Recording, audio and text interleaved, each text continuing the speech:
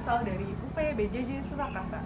Di sini saya akan mempraktikumkan mata kuliah praktikum IPA di SD. Selamat menyaksikan.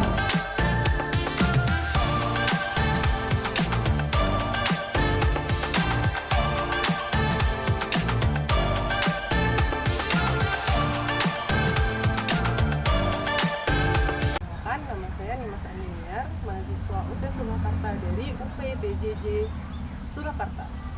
Di sini saya akan melakukan praktikum IPA, yaitu bab mengenai ciri-ciri makhluk hidup. Sebelum kita praktikum IPA, saya akan membahas sedikit tentang ciri-ciri makhluk hidup. Yang pertama, makhluk hidup itu bisa bergerak, peka terhadap rangsang. Yang kedua, tumbuh dan berkembang. Yang ketiga juga membutuhkan nutrisi atau makanan. Yang keempat juga adaptasi terhadap lingkungan. Yang kelima, otomatis makhluk hidup juga memerlukan bernafas untuk dia hidup. Nah, kali ini salah satu yang saya akan bahas adalah makhluk hidup peka terhadap rangsang. Nah, teman-teman sudah tahu kan tumbuhan putri malu? Tumbuhan putri malu ketika disentuh dia akan mengatuk. Salah satu gerakan peka terhadap rangsang yaitu gerakan seismonasti, yaitu tumbuhan bergerak akibat sentuhan ataupun getaran. Kan praktikum sekarang, tunggu dan amati kejadiannya. Oke, sebelum melakukan praktikum, kita membutuhkan alat dan bahan sebagai berikut. Yang pertama, ada pena, ada lembar praktikum atau lembar hasil pengamatan, ada buku, yang kedua, ada HP, yang ketiga, saya pakai ember berwarna hitam.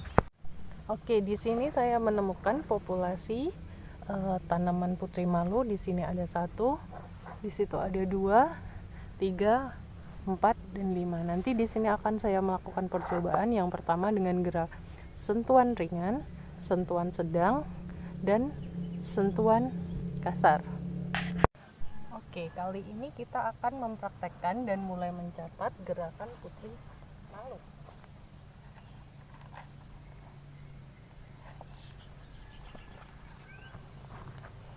Ini ada lembar hasil pengamatan, nanti kita amati.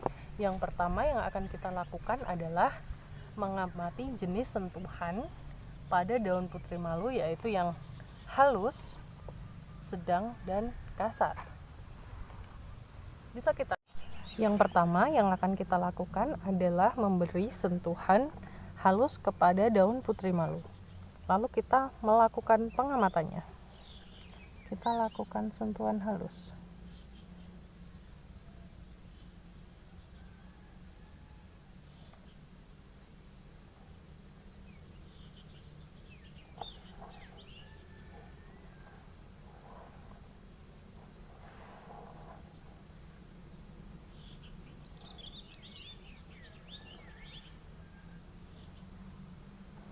Nah, di sini hasil pengamatan yang saya dapatkan adalah ketika daun putri malu disentuh secara halus, dia mengatup, tapi mengatupnya tidak sempurna. Ada sebagian daun yang tidak mengatup karena sentuhannya terlalu halus. Oke, selanjutnya mari kita amati jenis sentuhan pada daun putri malu yang sedang. Di sini masih ada populasi putri malu. Kita lakukan sentuhan sedang.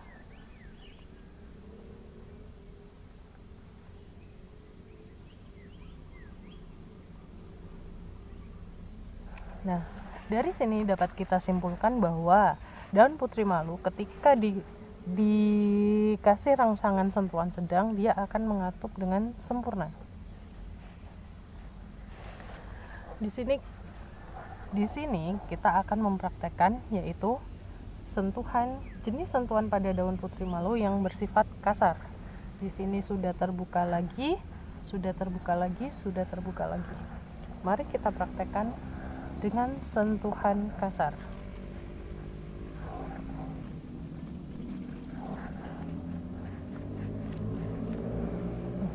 Dapat kita amati bahwa daun putri malu ketika disentuh secara kasar, dia akan sangat sempurna menutup bagian daun-daunnya.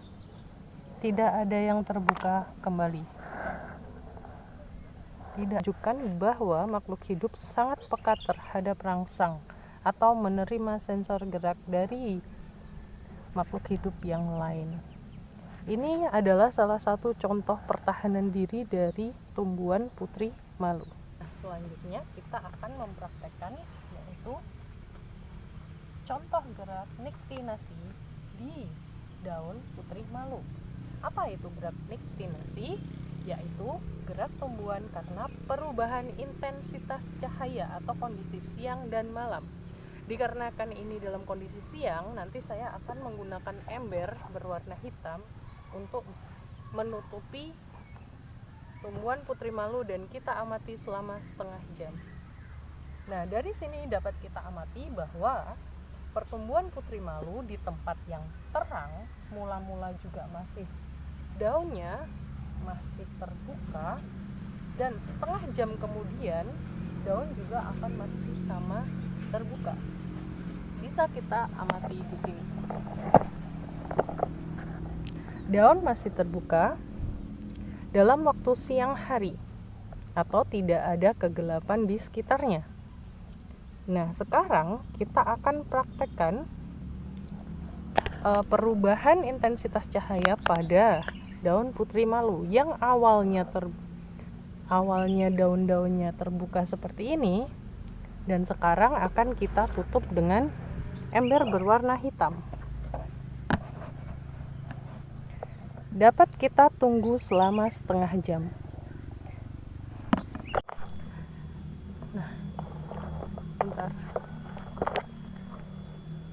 Nah, di sini jam sudah mulai menunjukkan waktu 9:15 ya. Nah, kita coba buka penutupnya ini dan kita catat hasil pengamatannya di lembar atau lampiran hasil pengamatan gerak niktinasi atau gerakan yang dipengaruhi oleh adanya intensitas cahaya atau tidak, yang ketika daun putri malu yang sudah ditutup menggunakan ember, apakah ada perubahan atau tidak. Mari kita buka. Oke, bisa diamati bahwa ketika daun putri malu dikenai dengan cahaya gelap atau ditutup dengan menggunakan ember, daunnya mengatup. Daunnya mulai mengatup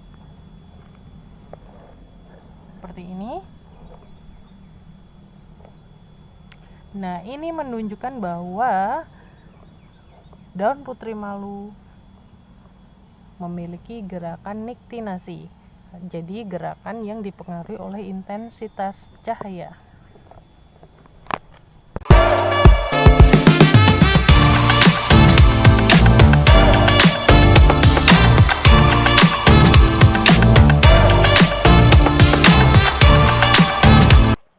Nah, ini adalah setelah didiamkan selama kurang lebih 1 minggu, pertumbuhan kecambah sudah setinggi ini, dan ini yang B sudah kita miringkan. Ini menunjukkan adanya gerakan geotropis negatif, yaitu di mana tunas atau batang ini melawan gravitasi bumi. Jadi dia akan melawan gravitasi bumi dan menuju ke arah atas untuk mencari sinar matahari untuk melakukan fotosintesis.